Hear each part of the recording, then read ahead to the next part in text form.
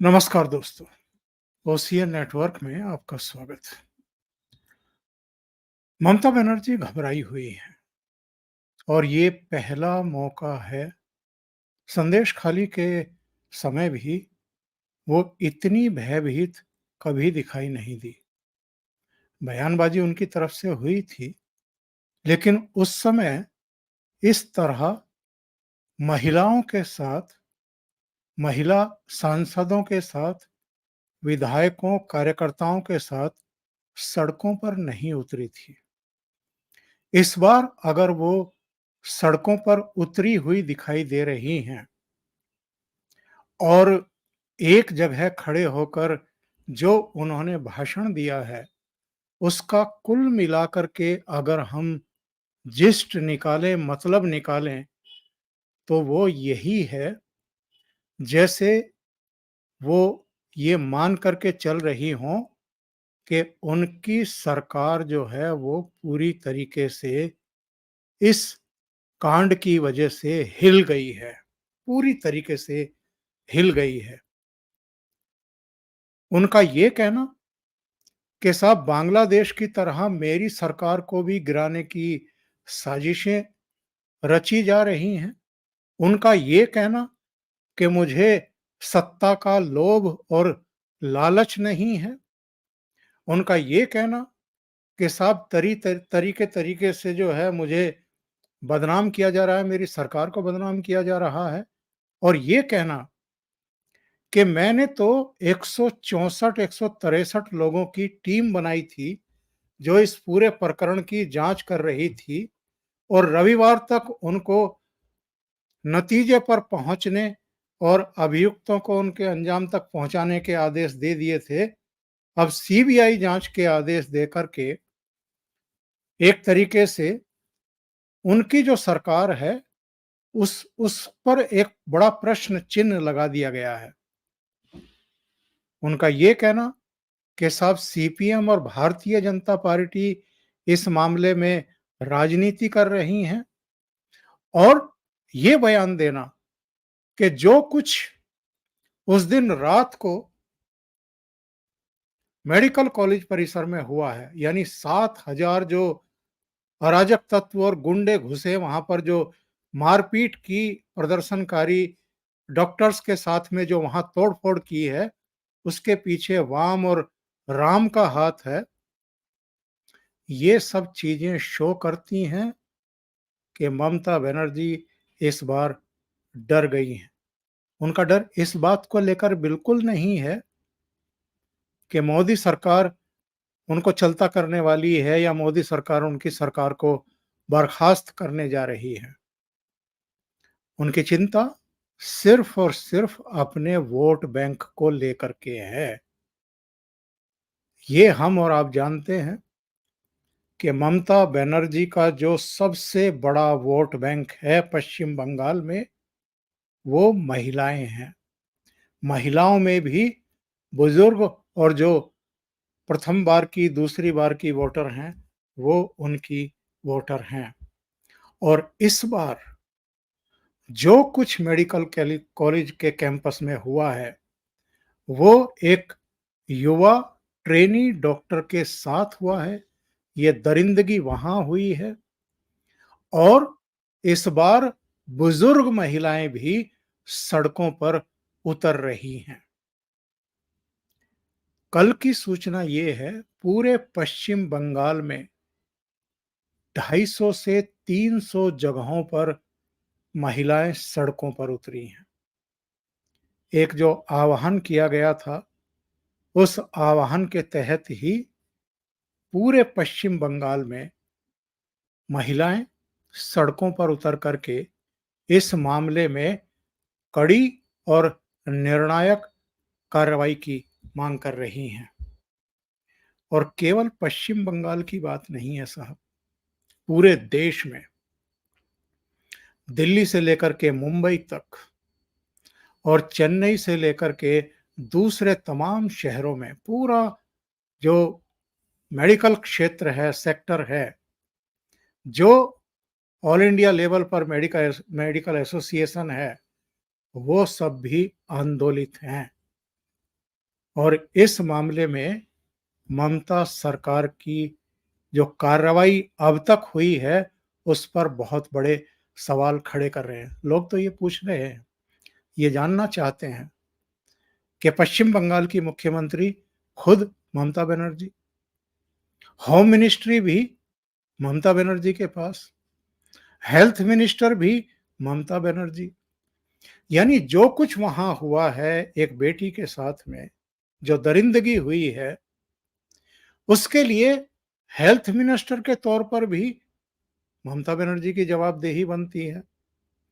अगर पुलिस ने समय रहते कार्रवाई नहीं की है, अगर किसी पुलिस अधिकारी ने और चिकित्सा अधिकारी ने बच्ची के परिवार से झूठ बोला कि साहब वो उसने आत्महत्या कर ली है, तो उसकी भी जवाबदेही और जिम्मेदारी किसकी बनती है? ममता बनर्जी की बनती है और उनके मातहत काम करने वालों के साथ की बनती है। तो ऐसे में सवाल ये खड़ा होता है कि ममता बनर्जी किस पर ये तोहमत लगा रही हैं और सड़कों पर आखिर क्यों उतर रही हैं? सड़कों पर उनके उतरने के केवल और केवल 2 दृष्टांत ही हमारे सामने आते हैं। एक, जब एनआरसी के मुद्दे पर वो सड़कों पर उतरी थी, सीएए के खिलाफ भी सड़कों पर उतरी थी और इसके अलावा तो हमें याद नहीं आता कि वो कभी सड़कों पर उतरी हैं। और ये सारी चीज़ें बताती हैं कि इस बार अगर वो सड़कों पर उतरी हैं, तो वो ये बहुत अच्छे तरीके से समझ रही हैं कि पूरे पश्चिम बंगाल में इस बार महिला शक्ति ही नाराज है। जो जानकार हैं, जो विश्लेषक हैं, उनका ये कहना है कि साहब ममता बनर्जी खुद महिला मुख्यमंत्री, 11 इनके मेंबर ऑफ पार्लियामेंट महिला, और इसके बावजूद इस पूरे मामले में जिस तरीके से लीपापोती हुई, जिस तरीके से प्रिंसिपल को बचाने की कोशिश की गई, झूठ बोले गए और जहां पर ये सारा कुछ कांड हुआ है, उसके पास की दीवार शौचालय बनवाने के नाम पर, पेशाब घर बनवाने के नाम पर जिस तरीके से इसी दौरान तोड़ दी गई, वो सब क्या दर्शाता है? ये बहुत सारे सवाल खड़े हो रहे हैं और कुछ सवाल जो सोशल मीडिया के ज़रिए और इन्वेस्टिगेशन के ज़रिए सामने आए हैं, वो उन पर भी हम देखें तो पहला सवाल ये उठ रहा है कि साहब जो एबनॉर्मल सेक्सुअलिटी और जेनिटल टॉर्चर के जो कारण ट्रेनी डॉक्टर के प्राइवेट पार्ट्स पर गहरा घाव पाया गया है। नंबर 2, चिल्लाने से रोकने के लिए नाक और मुंह और गले को लगातार दबाया गया है। गला घोंटने से थायराइड कार्टिलेज टूटा है उसका। सिर को दीवार से सटा दिया गया जिससे चिल्ला ना सके। पेट, होंठ, उंगलियों और बाएं पैर पर चोटें पाई गई। इतनी जोर से हमला किया गया कि चश्मे के शीशे के टुकड़े उनकी आंखों में घुस गए। दोनों आंखों, मुंह और प्राइवेट पार्ट से खून बह रहा था। चेहरे पर भी जो आरोपी है उसके खून के निशान पाए गए हैं। ये सारी चीजें जो हैं, ये पोस्टमार्टम रिपोर्ट में भी और दूसरे तरीके से भी सामने आ चुकी हैं। ममता बनर्जी की सरकार ने जो असंवेदनशीलता दिखाई है, जो देरी की गई है, जिस तरीके से गुंडे मेडिकल कॉलेज के कैंपस में घुसे हैं, तोड़फोड़ की है, मारपीट की है, उसको लेकर के ही पूरे बंगाल में और पूरे देश में इस समय आक्रोश का वातावरण है। मेरे साथ अनुपम मिश्रा जी जुड़ गए हैं, उनको जोड़ करके चर्चा को आगे बढ़ाते हैं। अनुपम जी, बहुत स्वागत है आपका। नमस्कार नमस्कार। सर। आपको लिंक डालना ही भूल गया था, उसके लिए माफ़ी। अनुपम जी, एक बड़ा सवाल ये खड़ा हो रहा है, जिस तरीके से ममता बनर्जी महिलाओं के साथ और उनके गले में एक तरीके के पोस्टर डाल करके वो सड़कों पर उतरी हैं। 1.5 किलोमीटर की उन्होंने यात्रा की है। कल आपने इस पर घूमता आईना पर प्रोग्राम भी किया है, कुछ और मित्रों के चैनल्स ने किया है। लेकिन जो जानकार हैं उनका कहना ये है कि साहब ये एनआरसी और सीएए के मुद्दे पर तो सड़कों पर उतरी थी, या चुनाव के समय कभी-कभी सड़कों पर उतरती हैं, पर इस बार महिलाओं को साथ लेकर के सड़कों पर उतरना पड़ रहा है। इसका मतलब ये है कि जो एक बड़ा वोट बैंक है इनका महिला वर्ग, उसके खिसकने की आशंका और भय में ही ये सड़कों पर उतर रही हैं और अभियुक्तों को फांसी देने की मांग कर रही हैं। जिम्मेदारी किसकी है उनको फांसी देने की? नहीं सब तमाशा है ये तो एकदम। ममता बनर्जी खुद ही गृह मंत्री हैं, खुद ही स्वास्थ्य मंत्री हैं और खुद ही मुख्यमंत्री हैं, तो प्रदर्शन कर किसके खिलाफ रही हैं? वो प्रदर्शन बेसिकली वो सीबीआई पे दबाव डालने के लिए कर रही हैं। वो सीबीआई पे दबाव डालने के लिए कर रही हैं और उनका ये सब जो नाटक है वो अपने ऊपर से फोकस हटाने के लिए है। बात सिर्फ बांग्लादेश तक नहीं है, पूरे देश में। देखिए ऐसा है ना कि बाकी सब प्रदर्शन चलते रहते हैं, पर जब मेडिकल सेवाएं ठप होती हैं तो आम आदमी जो इंटरेस्ट नहीं ले रहा होता वो भी इंटरेस्ट लेने के लिए बाध्य हो जाता है। तो पूरी दुनिया देश में ही नहीं चल रहा है। देखिए तमाशा देखें ओंकार जी, बांग्लादेश में हो रहा है। पूरी दुनिया में बांग्लादेश के खिलाफ प्रदर्शन हो रहा है और बांग्लादेश में ममता बनर्जी के खिलाफ प्रदर्शन हो रहा है। सोचिए, फिर से सोचिए इसको कि बांग्लादेश में जो अराजकता मची हुई है उसके खिलाफ पूरी दुनिया प्रदर्शन हो रहा है। और बांग्लादेश में किसके खिलाफ प्रदर्शन हो रहा है? ममता बनर्जी के खिलाफ। बांग्लादेश के जो मेडिकल स्टूडेंट्स हैं, जो डॉक्टर्स हैं, टीचर्स हैं, वो सब सड़क पर उतर आए हैं साहब ममता बनर्जी को लेकर। तो ममता बनर्जी के लिए बेहद शर्मनाक स्थिति है। लेकिन दिक्कत यह है कि साहब चूंकि जब मेडिकल सर्विसेज की बात आई तो जो भद्रलोक, जिस भद्रलोक को वो अपनी गुलाम बना के रखा है उन्होंने इतने दिनों में, उस भद्रलोक तक बात पहुंच गई। अब सबको दिक्कत आ रही है, अब सबको दिक्कत आ रही है और जाहिर सी बात है अब सब के सब उसमें कहीं ना कहीं ममता बनर्जी को दबाव में ले रहे हैं कि अब ममता बनर्जी को समझ नहीं आता। वैसे भी वो सड़कों की पुरानी मास्टर है साहब, सड़कों की पुरानी मास्टर है, आज की नहीं। देखिए 1975 में जब इमरजेंसी लगी थी तो ममता बनर्जी महिला कांग्रेस की अध्यक्ष थी वेस्ट बंगाल में, और जयप्रकाश नारायण जब कोलकाता गए तो ममता बनर्जी उनके उसकी गाड़ी के बोनट पे डांस किया था। वो तो हमेशा से सड़क पर उतर के लड़ती रही है। और हकीकत ये कि ये सड़कों की जो बादशाहत है, सड़कों की जो एनार्की है, सड़कों की जो अराजकता है, यही वामपंथियों की ताकत थी और यही ताकत ममता ने उनसे एज इट इज ले ली। जाए कलकत्ता जाइए साहब, आप जाके देखें, जाके मैं तो बहुत गया, देखा मैंने, पूरा का पूरा जो लेफ्ट का काडर था वो पूरा कैडर इधर ट्रांसफर हो गया। सिर्फ बस अंतर यह है कि ऊपर ज्योति बसु और बुद्धदेव भट्टाचार्य की जगह ममता बनर्जी आ गई, बस अंतर इतना है। पूरा वामपंथी काडर इस समय ममता का काडर है। हमने सिंगूर पता, हमने वो टाटा प्लांट से लेके अभी तक लगातार इनकी सड़कों की अराजकता देखी है। पुलिस को, सिस्टम को इन्होंने एकदम अपना गुलाम, अपने घरेलू गुलामों, घरेलू नौकरों की तरह इस्तेमाल कर रही है। और पूरी दुनिया में कलकत्ता पुलिस नोटिस भेज रही है, सबके खिलाफ मुकदमे कर रही। खबरदार कोई ट्वीट नहीं करेगा, खबरदार कोई पोस्ट नहीं करेगा। पता नहीं, भारतीय जनता पार्टी को भी इनसे कुछ सीखना चाहिए साहब। तो बहरहाल ममता बनर्जी बहुत ज्यादा दबाव में है। हालांकि वो क्यों दबाव में मेरी समझ में नहीं आ रहा है। जब भाजपा को कुछ करना ही नहीं है, मोदी को कुछ करना ही नहीं है, कोई कार्रवाई करनी नहीं, तो दबाव में क्यों आ रहे? दबाव में सिर्फ इसलिए आ रहे हैं कि medical services are effective, they are affected. तो मतलब आम आदमी को इलाज मिलना बंद हो गया। आम आदमी को इलाज मिल रहा है, एक इमरजेंसी सर्विस छोड़ के सब रुक गया। हालांकि थोड़ा सा मुझे डॉक्टर्स के लिए ये जरूर लगता है कि डॉक्टर जब स्ट्राइक पे जाया करें तो वो वीआईपी लोगों का ट्रीटमेंट बंद कर दिया करें, आम आदमी का ट्रीटमेंट ना बंद किया करें साहब। उससे दिक्कत तो आती है, बहुत ज्यादा दिक्कत आती है। मतलब मैं अभी हॉस्पिटल में घूम के आया हूँ, मैं हमारे अपने प्रयागराज में स्ट्राइक चल रही है, तो साहब आम आदमी बिस्तर पे परेशान हो रहा है, तड़प रहा है और डॉक्टर्स नहीं मिलते, बड़ी दिक्कत वाली बात आती है। दो घटनाएं हुई हैं आज। एक तो हाई कोर्ट में सुनवाई के दौरान एक कड़ी टिप्पणी की गई है।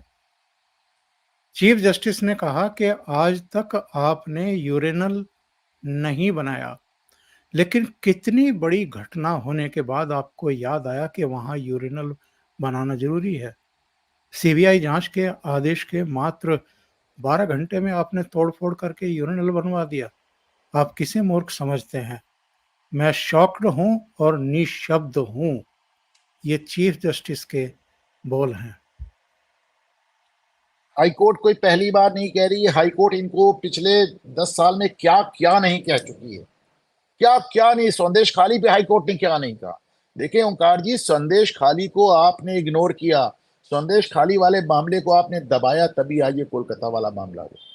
संदेश खाली को अगर आपने सीरियसली लिया होता, अगर ममता बनर्जी ने इस बात को समझा होता कि उनकी पार्टी के कैडर, उनके पार्टी के मंत्री, उनके पार्टी के विधायक, उनकी पार्टी के पदाधिकारी सत्ता के दुरुपयोग में इस कदर लिप्त हो चुके हैं कि वो किसी की जान माल से भी खिलवाड़ करने में संकोच नहीं कर रहे हैं। पिछले 10 दिन में 3 महिलाओं के साथ ऐसा हुआ। एक वो प्रदर्शन करके बिटिया वापस जा रही थी, उसका रेप और मर्डर हो गया। एक आज बोरी में लाश मिली है, लड़की की गर्दन कटी हुई है। तीसरा 10 दिन में आप सोच के देखें ओंकार जी, ईश्वर ना करे अगर ये उत्तर प्रदेश में हुआ होता तो क्या होता। अभी तक बीबीसी और अल जजीरा और वॉशिंगटन पोस्ट और न्यूयॉर्क टाइम्स ने तमाशा मचा दिया होता।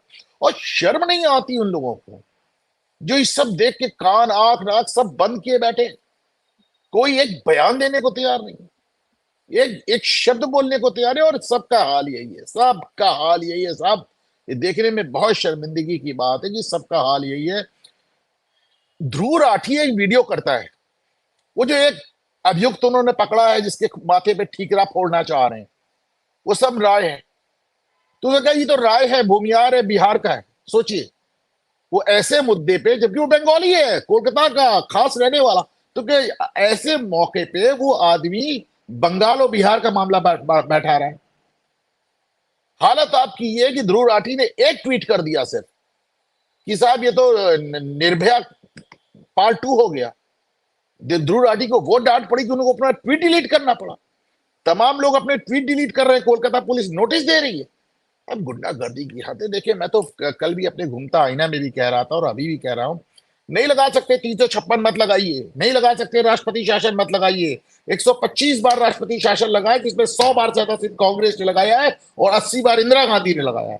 नहीं कर सकते मत करिए, कोई बात नहीं, 355 लगा दीजिए। 355 में राष्ट्रपति शासन नहीं होता है, सरकार केंद्र के हाथ में नहीं आती है, सिर्फ लॉ एंड ऑर्डर केंद्र के हाथ में आ जाता है, सिर्फ कानून व्यवस्था। कानून व्यवस्था ध्वस्त हो चुकी है। हाई कोर्ट बार बार कह रहा है, सब लोग अब आप कम से कम उनका लॉ एंड ऑर्डर ही हाथ में ले लीजिए ना।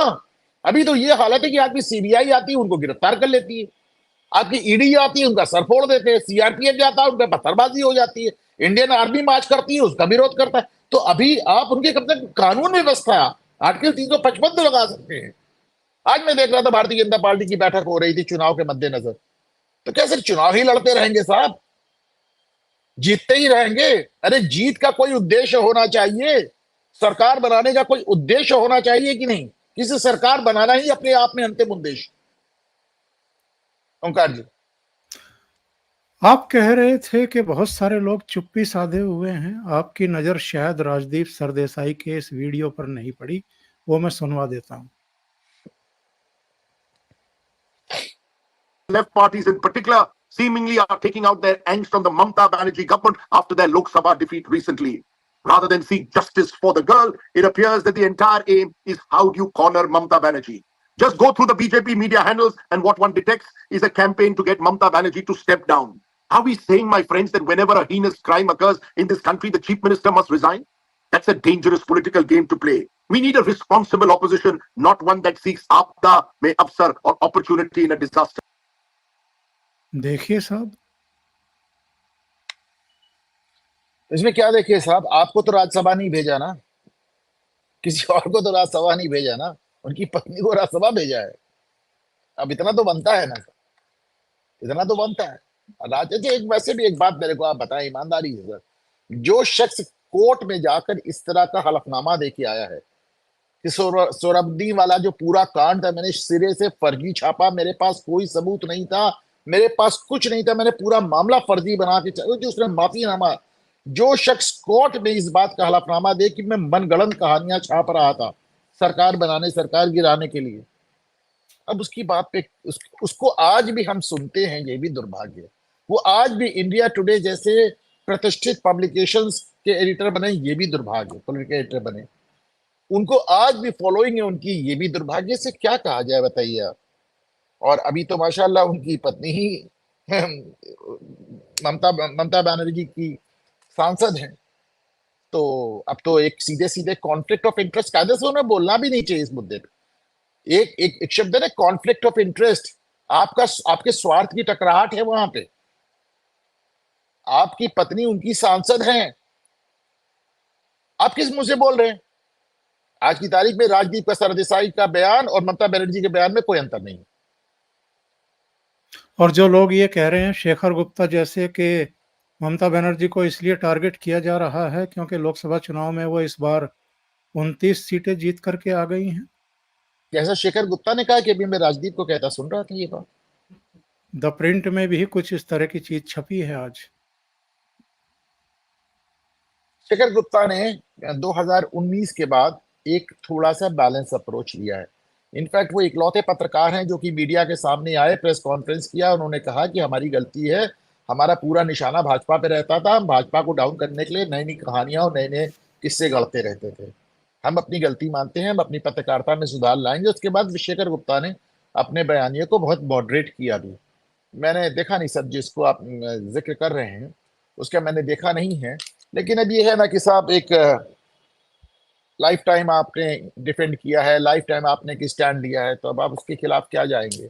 और जो हो रहा है वो मतलब वो भाई ध्रुव राठी जैसे लोग ज्यादा चले गए, रवीश कुमार लोग ज्यादा चले गए, और ये राजदीप सरदेसाई कहीं बीच के रह गए, शेखर गुप्ता और कम रह गए। लेकिन लोग की जिंदगी भर की जो पत्रकारिता रही है कहीं ना कहीं एक जिसे कहना चाहिए, मैं लेफ्टिस्ट तो नहीं मानता है, लेफ्टिस्ट इसलिए नहीं मानता क्योंकि साहब इन्हें सारे पत्रकार इतने ज्यादा करोड़पति और अरबपति, कैसे वामपंथी और कैसे समाजवादी मैं क्या मानूं, लेकिन हाँ ये एंटी राइट और एंटी हिंदू पत्रकारिता तो हमारे नेशनल मीडिया में जिसे कहना चाहिए कि एक घुसी हुई है, धंसी हुई है, उसको क्या किया जाए। ममता बनर्जी के एक बयान से और थोड़ी सी हैरानगी होती है, या तो वो केवल पोस्चरिंग के लिए ऐसा कह रही हैं और जो कुछ इस केस में हुआ है उसको झुठलाने की कोशिश कर रही हैं, या उस पर पर्दा डालने की कोशिश कर रही है कि किसके आदेश से सीबीआई वहां गई है। इनका बयान है कि हाथरस, उन्नाव और मणिपुर में कितनी एजेंसियां भेजी गई हैं जांच पड़ताल के लिए, और यहां पश्चिम बंगाल में अगर चूहा भी काट ले तो 55 टीमें आ जाती हैं। अब इसको मतलब देख ले, हाई आपने कोर्ट के एक आदेश पर आप एक डॉक्टर के इतने बीभत्स बलात्कार और हत्या को चूहे काटने से आप कंपेयर कर रहे हैं। सोचें, एक बार नरेंद्र मोदी से पूछा गया था कि साहब वो जो गुजरात में दंगे हुए थे, तो उन्होंने कहा साहब हमारी गाड़ी के नीचे एक पिल्ला भी आ जाता मर जाता है तो हम लोग दुखी हो जाते हैं, हम इंसानों के मरने पे क्यों नहीं दुखी होंगे? तो लोगों ने कहा साहब मुसलमानों को पिल्लों से कंपेयर कर दिया। आज ममता बनर्जी की जगह ये बात मतलब योगी आदित्यनाथ की कही होती तो कहते साहब एक डॉक्टर के बलात्कार को चूहा काटने से कंपेयर कर दिया, और ममता बनर्जी कह रही है, इसलिए सब सही है। क्या लग रहा है आपको?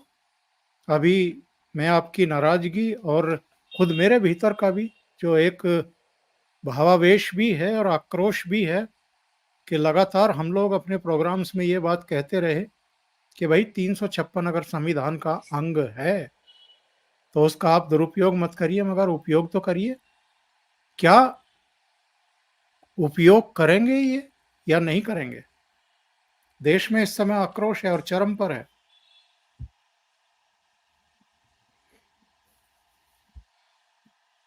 मैं थोड़ा सा मतलब इतना $1 मिलियन क्वेश्चन कर देते हैं आप सर।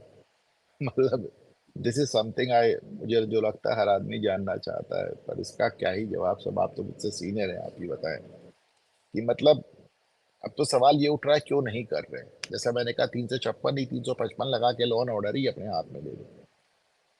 पर मुझे बहुत समझ में नहीं आ रहा है सर। अभी मैं देख रहा था कि जामिया मिलिया इस्लामिया में एक दलित प्रोफेसर 1 महीने से एफआईआर लिखवाने की कोशिश कर रहा था, नहीं लिखवा पाया। कोर्ट के जरिए उसने एफआईआर लिखवाई। क्या एफआईआर लिखवाई?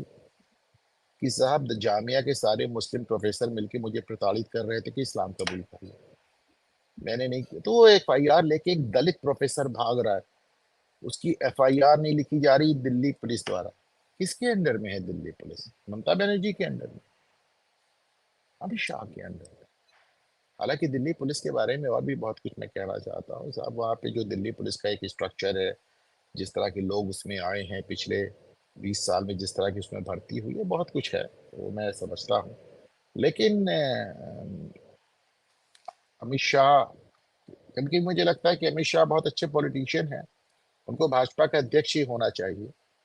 तो गृह मंत्रालय फिर कोई और चला लेंगे, क्योंकि आपको मणिपुर भी देखना है, आपको वेस्ट बंगाल भी देखना है, दिल्ली भी देखना है, उत्तर प्रदेश भी देखना है, सब कुछ देखना है आपको। पार्टी भी देखनी है, JP नड्डा के वो अगर अध्यक्ष है तो वो सुपर अध्यक्ष हैं, आपको चुनाव भी कराने हैं, आपको पॉलिटिक्स भी करनी है।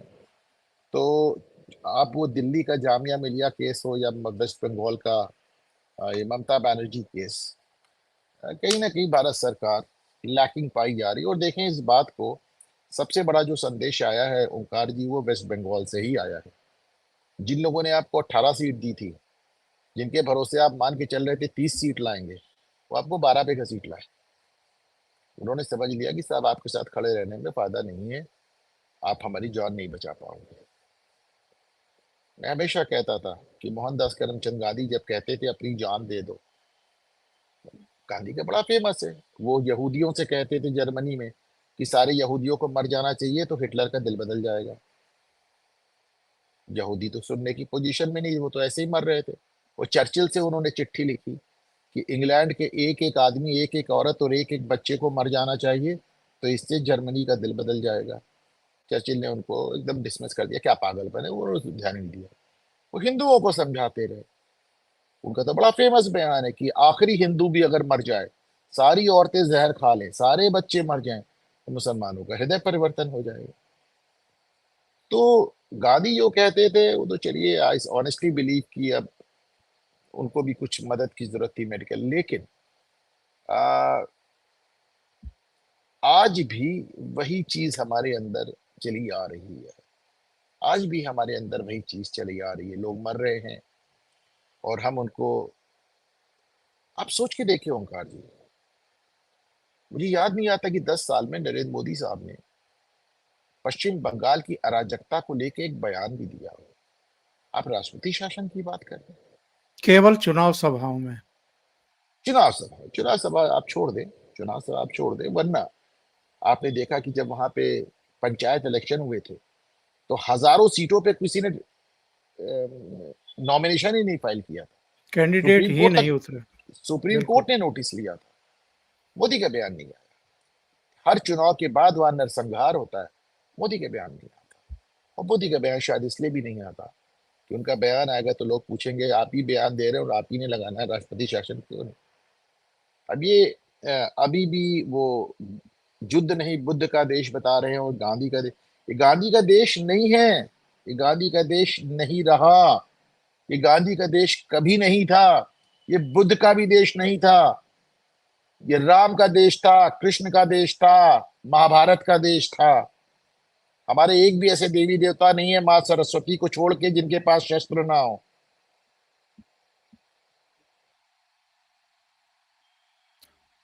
बिल्कुल सही बात कह रहे हैं। आपको क्या लगता है? ममता बनर्जी कह रही है कि संडे तक यानी कल तक सीबीआई इस मामले में जांच पूरी करे, नहीं तो हम फिर आंदोलन शुरू करेंगे।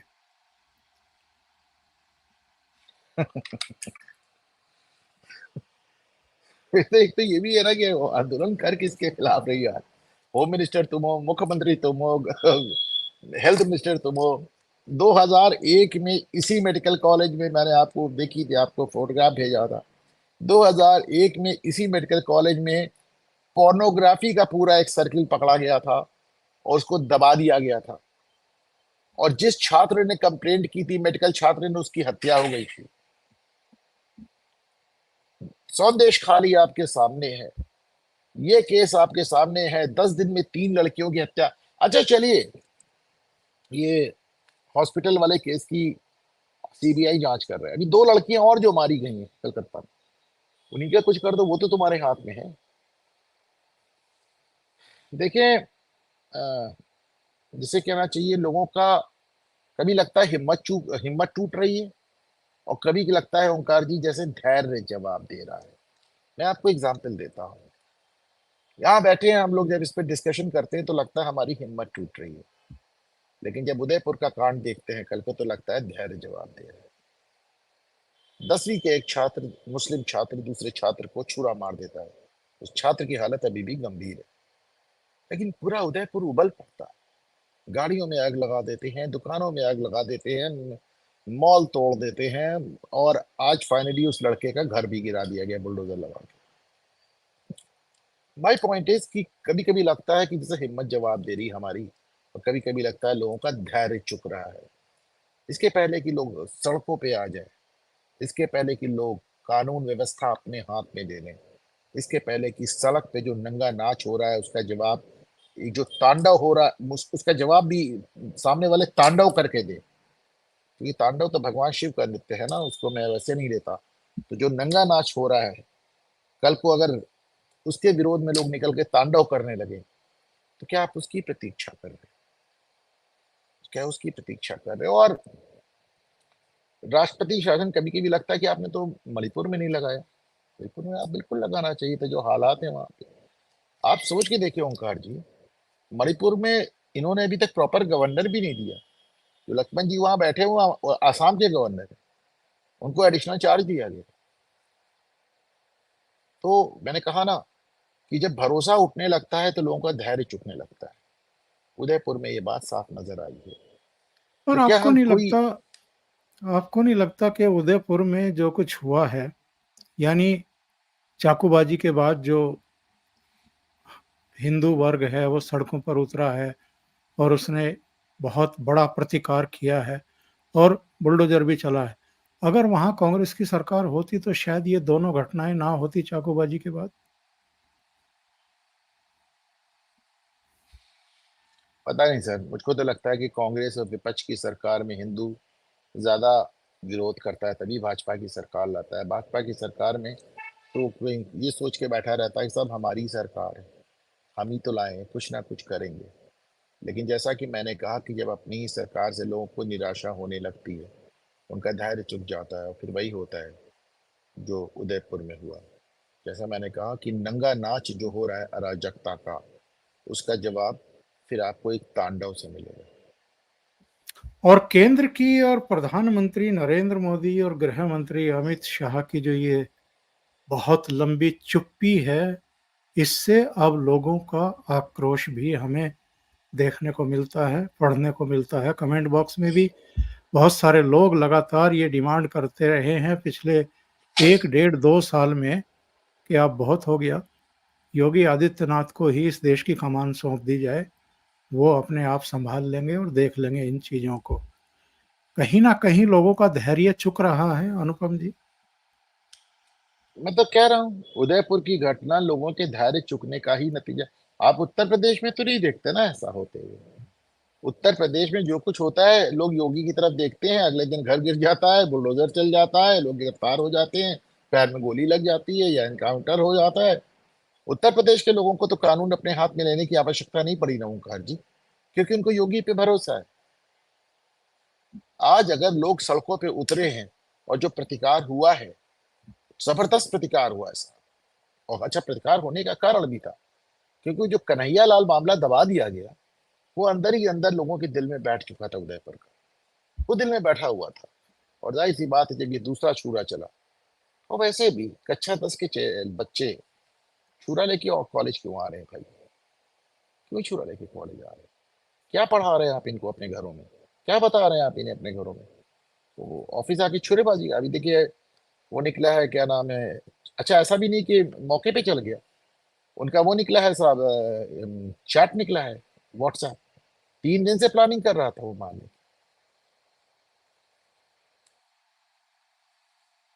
ये बताइए, आपका इतना अनुभव है और अलग-अलग फील्ड का है, विधि क्षेत्र का भी है, पत्रकारिता का भी है। क्यों नहीं बोल्ड स्टेप ले रहे हैं, कड़े स्टेप ले रहे हैं? ना बंगाल में, ना दिल्ली में, पंजाब में भी एक दौर हमने ऐसा देखा था जब राष्ट्रपति शासन का परफेक्ट केस था, वहाँ भी नहीं लगाया गया था। दिल्ली का तो मुख्यमंत्री ही जेल में पड़ा है 21 मार्च के बाद से, कोई सरकार नाम की चीज नहीं है। बीच में पानी का संकट भी देखा, दूसरे संकट भी देखे, लेकिन दिल्ली में भी राष्ट्रपति शासन नहीं लग रहा है, बंगाल में भी नहीं लग रहा है। क्यों? वजह क्या है? देखिए साहब, मुझे क्या जो समझ में आती है इकलौती वजह इसकी, कि जब से नरेंद्र मोदी सत्ता में आए हैं, उन्होंने ऐसी एक सांस भी नहीं ली होगी जो कि हाई कोर्ट सुप्रीम कोर्ट में चैलेंज ना हुई। और इसमें तो शायद ही किसी को शक हो कि जो हमारी वर्तमान न्यायपालिका है, उससे नरेंद्र मोदी को राहत कम और दिक्कत ज्यादा मिली। मुझे जो लगता है कि उन्हें इस बात का एक संदेह रहता है, एक दिक्कत होती है कि साहब अभी हम कुछ करेंगे और सुप्रीम कोर्ट पलट देगा। हम दिल्ली में राष्ट्रपति शासन लगाएंगे, सुप्रीम कोर्ट पलट देगा। हम बंगाल में राष्ट्रपति शासन लगाएंगे, सुप्रीम कोर्ट पलट देगा, और सिंपैथी और मिल जाएगी उनको। That is the only thing that I can think of. मतलब मुझे इकलौती चीज यही समझ में आती है, और मेरे पास इसका जवाब भी है साहब, कि सुप्रीम कोर्ट अपना काम करेगा, आप अपना काम करें। सुप्रीम कोर्ट अपना काम करेगा, आप अपना काम करें। और अगर आप सुप्रीम कोर्ट के फैसले को SC/ST वाले मामले में, SC/ST एक्ट वाले मामले में पलट सकते हैं, जिसको कि नरेंद्र मोदी का शाहबानो मोमेंट कहा जाता है, तो आप हर जगह कर सकते हैं। फिर ये कमजोरी वाली बहाना नहीं चलेगा, और आप जहां चाहते हैं वहां कर लेते हैं, और जहां नहीं चाहते हैं वहां आपको। तीसरी बात, एक नरेंद्र मोदी साहब का मैंने देखा है, चाहे वो ट्रिपल तलाक हो, चाहे वो राम मंदिर हो, चाहे वो तमाम मुद्दे देख लीजिए, उन्हें लगता है कि कोर्ट से ऑर्डर करा दे, हमें ना करना पड़े। अभी भी देखिए, जब 15 अगस्त की स्पीच को जब यूनिफॉर्म सिविल कोड की वो बात कर रहे थे, तो उसको सेकुलर सिविल कोड ही नहीं कहा उन्होंने ये भी कहा कि सुप्रीम कोर्ट ने कई बार कहा। मुझे तो याद आता है कि जब मनमोहन सिंह को सुप्रीम कोर्ट ने फूड कॉर्पोरेशन ऑफ इंडिया में 30 लाख टन सड़ रहा अनाज बांटने के लिए कहा था, तो मनमोहन सिंह ने कहा था, साहब सरकार चलाना हमारा काम है, आप दखल ना दें, और सुप्रीम कोर्ट बैकआउट कर गई थी।